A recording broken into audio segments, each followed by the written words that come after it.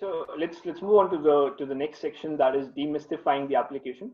This is a new segment, and this is a segment where we want you guys to talk about the finer aspects of the application. Right? We will go through the essays. We'll go through the interview section and how did that fare out. What is it that people should know when they are writing an application to Rotman?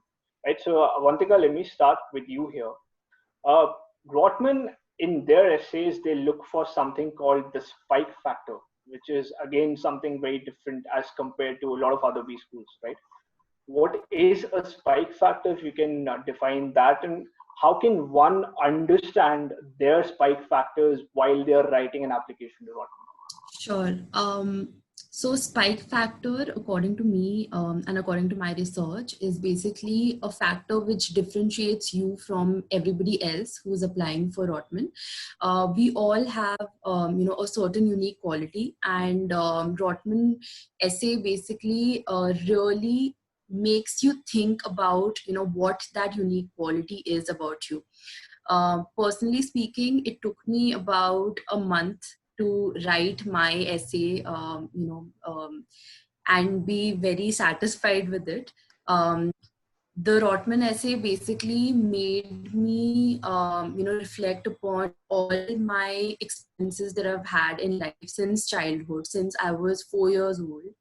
And it made me really carve out, what is it exactly that I've learned out of each and every experience in my life, and how has it been unique for me. And that in all, helped me to write that, that one essay. So I think that's what spike factor essay really meant for me. Great. So the takeaway that I have from this answer of Avantika is that spike factor is something that a person writing the application really needs to resonate about their own life journey, and instead of focusing on some of the overheard and over expected criteria that one uses about academics or something, this is a slightly broader question, and you have to really see what is that one or two factors that differentiate you from the others. And based on my interactions from a lot of other people who've gone through Rotman, my understanding is this, and correct me both of you if I'm wrong, the factor does not necessarily need to focus on only the professional part of it. It could be a personal factor, it could be something that you're passionate about, adventure, sports, anything. So it's a very broad question which is trying to capture the overall essence of the profile of the applicant. Interesting. Moving on, Alisha, if I could come to you, if you could, share some light about what one can expect from the video essay, and at what stage is the video essay required? Is it a live question? Is it a recorded question? Is there someone interviewing you? Some of the finer aspects about the video question of the application. Yeah, so firstly, at what stage you have to submit the video essay? It's while you're submitting your application. So it goes in with your initial application, and it is a recorded section, and it's not someone asking you. You will see a question flash on the screen. You will have like 30 seconds to think about it and a minute to answer it. So for the Rotman application, there are 2 video essays. I think one is 1 minute, the other is 1.5 minutes. Fairly very simple. And one benefit is that before you do the video essay, you have a trial section. And you can try it as many times as you want. And I felt that really helped me ease into the process. I sat there for almost, I think, 20-25 minutes trying different questions. Because, it's new for us, right? Talking to the screen. And you can watch it, rewatch it. So that was a very helpful part during the video essay section. And with regard to the questions are very straightforward. It's something that someone would ask you if you're out for dinner and the conversation has run dry. They might just ask you this question. So it's as simple as that.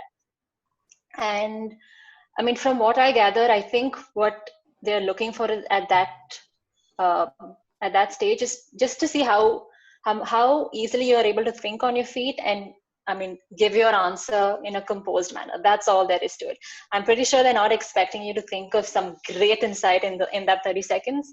It's just stay calm, deliver what you have to say without getting too flustered, and you should be fine. It's not something to worry about.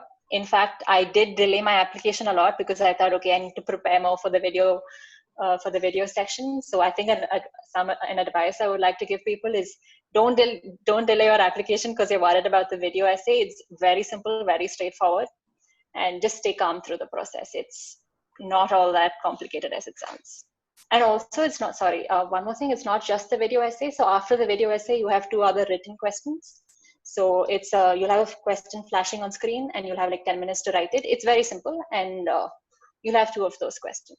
So it's a section that comes together. So 2 video essays and 2 written questions. Great. So I think we come to the interview part. I just want to firstly pick up on what Alicia has mentioned so far, and she's very well summarized her experience doing the video. It sounds to me like a very daunting task, to be honest. But since you said it's not that difficult, I'm going to take your word for it. Just a follow-up question, just to clarify the whole thing, Alicia, would be that when you have a question flashing in front of you for the video interview, is this a dynamic question, or this is something that is given to you beforehand, or is like does it happen in real time and you have only 30 seconds to prepare for it, or is the question given to you beforehand and you can take multiple attempts at it? No, so I spoke about the trial phase, right? Once you say, okay, I'm ready to take your interview, you don't have any more tries left. So you see the question on screen. You've never seen that question before. And it's a question that you might not have seen in your trial phase as well. The chances of that happening is pretty less. And as soon as you see the question, you have 30 seconds to think about it, and you talk for a minute. And you can't redo that. So if you mess up, you should immediately gather yourself again, because you have the next question to deal with. Great. As I said, it sounds like a daunting task. Avantika, let me come to you and understand how was your experience while doing the video interview. I think Alicia definitely aced it. She seemed very, very comfortable while doing it. Did you have the same experience as well? Yeah, I think I resonate with what Alicia has said. Like the fact that we had some time to practice the video essays, that was definitely a big plus for me also. It took me like about 20 minutes to get used to talking to the camera and settling the lighting, and one really important thing that I would want to say is that dress professionally, and while you're at the video essay, just make sure that your background and everything is absolutely clear, and you're in a professional setting. So that is very important. And just talking about my experience, I think even I spent about 15 to 20 minutes, preparing and, going through the questions which were, coming up on the screen. And then I just went ahead and I just did it. So, I mean, it was a very normal sort of questions which were asked. And I mean, not really daunting, to be honest. So nothing to be worried about. Amazing. So I think what I understand is, for the viewers, if I could summarize it, the nature of questions is nothing very daunting, and you don't need to really be under too much pressure. I think what both of them are trying to say is that just be yourself, be confident. The idea of the video essay is to see how quick you can think, how well you can structure your thoughts. And Alicia mentioned the topic of the typical topic of the questions is a normal conversation that you would have with your friend. It could be something pretty standard, right? And I'm sure a lot of these questions people do share some inputs about what was their question on internet. So go to some of these portals and prepare yourself before you get onto that. While we are at the application stage, Alicia, if I could ask you about the interview stage. We spoke at length about the application stage. Some schools follow a different approach for the interview. Some schools follow alum-driven interview. Some schools have the interview set up with admissions committee. Some are over video calls. Some are in person, 2-on-1, 3-on-1, different practices, right? If you could just touch upon the interview experience of Rotman, and what was the format like? So for Rotman, the way it works is it's a one-on-one interview with the admissions committee, with a representative from the admissions committee, and it happens on video. So it's for most people, it's a 30-minute video call, and it's pretty standard. It's not I mean, I think it's the most basic questions that you will expect for any MBA application. It's why MBA, why Rotman, why Canada, your short-term goals, your long-term goals. So it's very straightforward. I spent some time, I think I spent too much time going through all the blogs and collecting so many questions, but it's actually the most basic questions, which are the most important questions that they do need to know at the end of the day.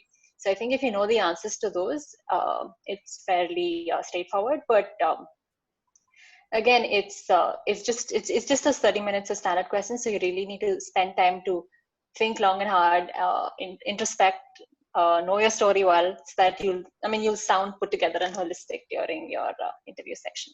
Avantika, anything else during your interview?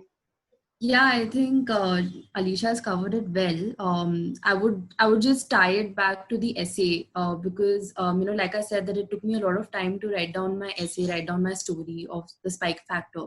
So I think that in itself helped me a lot to prepare for my interview as well, because I took a lot of time to introspect and understand about my story better, about what is unique to me, and that really helped me to prepare for the questions that could come for the interview.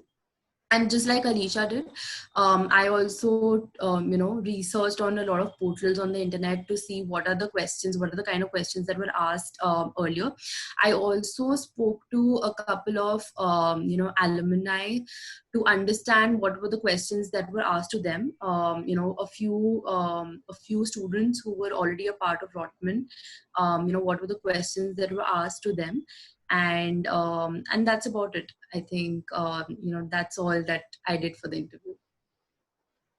I think a common aspect that comes from both of you is that it's a standard interview. There's nothing that's different or unique to the Rotman interview. It's as standard as any other school's interview would be, wherein they are just trying to validate your story. They are going to go through what you've submitted, what you've written, who you really are, and why do you think that Rotman and Canada could play a great role in your B school story, right? So one interesting factor that Avantika also mentioned is the research, that you spoke to so many different people, asking them about their experiences. Basically, you networked well with so many people, right?